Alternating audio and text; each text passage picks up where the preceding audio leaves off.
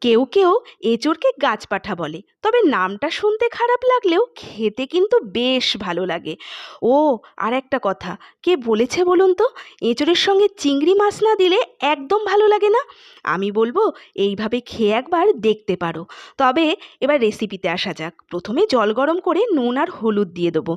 আলু আর এঁচোড়কে সেদ্ধ করে নেব। এবার কড়াইয়ের মধ্যে তেল দিয়ে আলু আর এঁচোড় ভেজেও নেব। ওই তেলে জিরে, গোটা গরম মশলা, তেজপাতা, শুকনো লঙ্কা ফোড়ন দেব।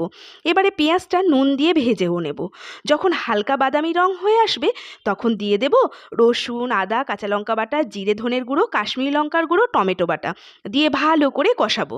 হলুদ দিয়ে নেড়েচেড়ে দিয়ে দেবো অল্প জল। মশলাটা কষে গেলে ভেজে রাখা আলু আর এঁচোড় দিয়ে আবারও কষিয়ে উষ্ণ গরম জল, চিনি দিয়ে দেবো। ঢাকা চাপা দিয়ে খানিকক্ষণ হতে দেবো। ঢাকা খুলে ঘি, গরম মশলা দিয়ে তৈরি লাল লাল কষা এঁচোড়। আজ আসি, কাল দেখা হবে। নমস্কার।